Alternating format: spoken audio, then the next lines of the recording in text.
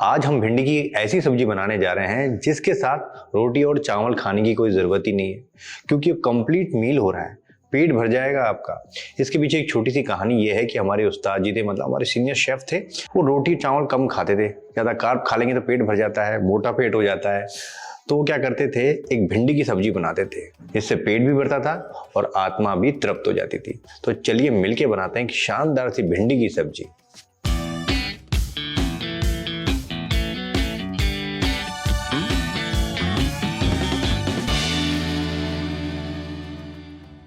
हमने यहाँ पे आधा कप अरहर की दाल ली है। दाल आप कोई सी भी लेते हो, हमेशा अनपॉलिश दाल का इस्तेमाल करना चाहिए।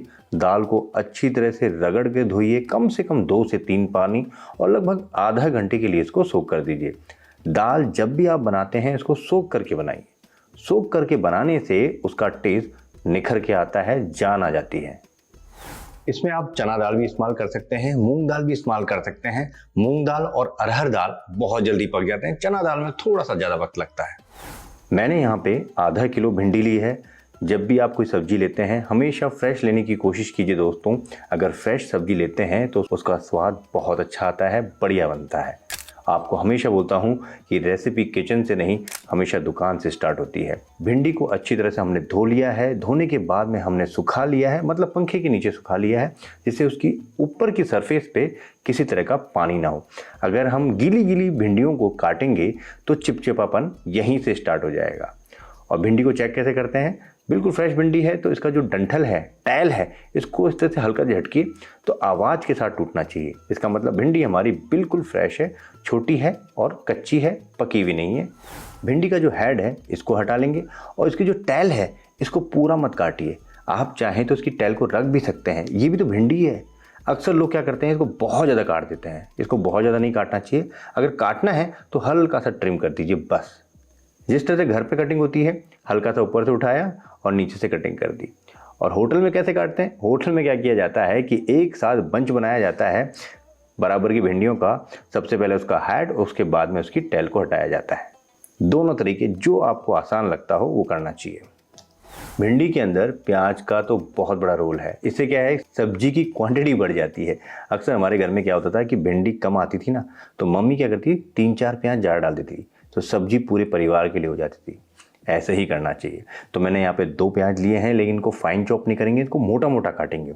हल्की सी बाइट जब आएगी भिंडी के साथ में तो बहुत ही गजब का लगेगा। इसी के साथ में इसको तीखा करने के लिए 4 से 5 हरी मिर्च, इसको हम लंबा लंबा काट लेंगे। सबसे पहले हम यहाँ पे दाल को पका लेते हैं। तो दाल को हमने लगभग आधा घंटा सोक किया था। अब इसमें थोड़ा सा डालते हैं पानी। पानी बहुत ज़्यादा नहीं डालना है, लगभग दुगने से तिगना डालना है, और इसको ओपन ही पकाना है इस तरह से। इसको कुकर में नहीं पकाना, इसको पैन में पकाना। कुकर में बहुत ज़्यादा गल जाएगी, फिर मज़ा नहीं आएगा। दाल के चंक्स दिखने चाहिए लेकिन गली हुई होनी चाहिए। थोड़ा सा नमक और थोड़ी सी हल्दी के साथ में इसको ढक के पकाइए। लगभग 15 से 20 मिनट के अंदर जो सोख दाल है अपनी अरहर की, बहुत जल्दी पक जाती है। ये देखिए, अगर मैं दाने को दबा रहा हूँ तो दब रहा है, लेकिन दिखने में साबुत है। ऐसी ही होनी चाहिए, मैश नहीं होनी चाहिए। बस इस बात का हमको ध्यान रखना है। बस इसका फटाफट से पानी उड़ा लेते हैं। तो ये देखिए, सारा पानी उड़ गया इसके अंदर। दाल के अंदर उसके पानी का भी फ्लेवर आ गया है। अब इसको करते हैं साइड में, इसका इस्तेमाल बाद में करेंगे। दाल से क्या होता है, एक प्रोटीन का सोर्स मिल जाता है। लेकिन दोस्तों, दाल खाने का मतलब ये नहीं है कि आपको सारा प्रोटीन दाल से मिलेगा। 100 ग्राम दाल के अंदर 6 से 7 ग्राम ही प्रोटीन होता है, और 100 ग्राम दाल लगभग 4 से 5 लोगों के लिए होता है। हम बोलते हैं ना कि दाल खा रहे हैं तो प्रोटीन मिल रहा है। अरे भाई, आप खा कितना रहे हो ये भी तो देखो। आपको पूरे दिन भर 70 से 80 ग्राम तो मिनिमम चाहिए होता है, और आप 1 कटोरी दाल खाओगे तो कितना मिलेगा, 2 से 3 ग्राम। लेकिन कोशिश करें कि अपने खाने के अंदर दाल जरूर रखें। यहाँ पे मैंने कास्ट आयरन पैन का इस्तेमाल किया है। जब भी मौका मिले लोहे के बर्तन में खाना बनाइए, तो आपकी बॉडी को आयरन मिलता है नेचुरली। यहाँ पे मैं सरसों का तेल इस्तेमाल कर रहा हूँ। सरसों के तेल को बहुत ज़्यादा गर्म नहीं किया जाता है, उसके स्मोक पॉइंट से पहले पहले ही उसको बंद कर देना चाहिए, वरना तेल उड़ने लग जाता है, जलने लग जाता है। तो सबसे पहले तो जीरा तड़का लेंगे यहाँ पे, और इसी के साथ में साबुत धनिया हाथों से हल्का सा क्रश करके। जलना नहीं चाहिए, गैस की फ्लेम को कम रखिए। अब यहाँ पे थोड़ा सा लहसुन, इसको हल्का सा गोल्डन फ्राई करेंगे हम।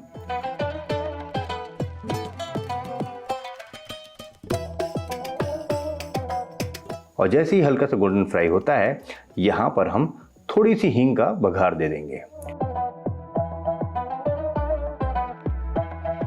और जो प्याज हमने काट के रखा था यहाँ पे ऐड कर देंगे। इनको ब्राउन करने की ज़रूरत नहीं है, वैसे ब्राउन होगा भी नहीं, इतने मोटे मोटे काटे हुए हैं ना हमने। तो ये क्या होगा, ये हल्के से ट्रांसलूट करना है, बाइट आनी चाहिए अनियन की।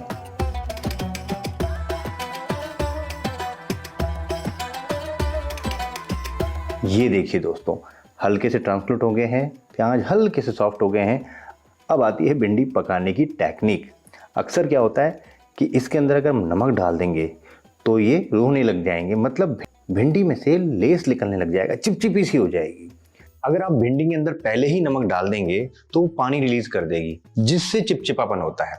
या फिर आप ढक के पकाएंगे फिर चिपचिपापन होता है। तो जो चिपचिपापन होता है भिंडी का, उससे बचने के लिए आप नमक को बाद में डालें, और ढक्कन लगाना है तो बाद में लगाएं। पहले इसको स्टर करेंगे, और बहुत ज़्यादा भी स्टर मत करना। क्या होता है कि भिंडी के साथ हम लगे रहते हैं तो भिंडी फिर से लेस छोड़ने लग जाती है। अब इसको हल्का हल्का सा ऊपर नीचे कीजिए, हल्का सा भिंडी पकने दीजिए, और अभी इसको ढकने की ज़रूरत नहीं है। ढकना हो तो बिल्कुल लास्ट में ढकना है, जब भिंडी लगभग 70 to 80% हो जाए। देखिए दोस्तों, यहाँ पर भिंडी में अभी तक किसी तरह का लेस नहीं आया है, इसका मतलब बिल्कुल परफेक्ट हमारी सब्जी बन रही है। अब थोड़े से मसाले डालते हैं। मसालों के नाम पे थोड़ी सी हल्दी डालेंगे और थोड़ी सी लाल मिर्च डालेंगे अपने टेस्ट के अकॉर्डिंग, और कुछ मसाले नहीं डालने, धनिया पाउडर, जीरा पाउडर, किचन किंग पाउडर कुछ नहीं डालना। भिंडी जितनी सिंपल होती है ना, उतना ही मज़ा आता है इसमें। अब हल्के हल्के हाथों से सभी चीज़ों को मिक्स कर लेते हैं, और गैस की फ्लेम तो वैसे ही डाउन है हमारी, क्योंकि हमेशा इसको डाउन फ्लेम पर ही पकाना चाहिए। लगभग 50 to 60% हमारी भिंडी पक चुकी है। तो यहाँ पे नमक डालेंगे हम बीपी के हिसाब से, और फिर से भिंडी को अच्छी तरह से मिक्स कर लेंगे। एक बात आपको बोलूं, फ्लैट कास्ट आयरन के पैन में जब हम बनाते हैं तो तवे जैसा फ्लेवर आता है, और तवे का फ्लेवर तो आपको पता ही है कितना गजब होता है। कास्ट आयरन के इस पैन का जरूर इस्तेमाल करें, या फिर आप लोहे की कढ़ाई का भी इस्तेमाल कर सकते हैं। हल्की सी खटास के लिए मैंने यहाँ पे 2 छोटे चम्मच अमचूर पाउडर का भी इस्तेमाल किया है। अगर अमचूर पाउडर ना हो तो आप नींबू जूस का भी इस्तेमाल कर सकते हैं। अगर नींबू जूस भी नहीं है तो हल्का सा चाट मसाला इस्तेमाल कर सकते हैं। और कुछ भी नहीं है तो आप हल्की सी 2-4 बूंदे विनेगर की डाल दीजिए। ये लास्ट ऑप्शन है, जब नहीं हो बिल्कुल लास्ट में। अब बारी आती है दाल की। जो दाल हमने भिगो के रखी थी ना, ये इसमें ऐड कर देते हैं। सब्जी पूरी तरह से पक चुकी है, उसके बाद ही दाल को ऐड करना है। दाल पूरी तरह से पकी हुई है, इसलिए बस इसको सिर्फ मिक्स करना है। दाल को भी हमने हल्के हल्के हाथों से यहाँ पे मिक्स कर लिया है। दाल और भिंडी का ये कॉम्बिनेशन बिल्कुल रेडी हो चुका है। लेकिन बिना धनिया की कोई सब्जी बनती है क्या? भाई मेरी तो नहीं बनती है। तो यहाँ पे धनिया जाएगा श्रद्धानुसार डंठलों के साथ में। डंठल डालना मत भूलना। तो ये लीजिए, ये तैयार हो गई दाल भिंडी।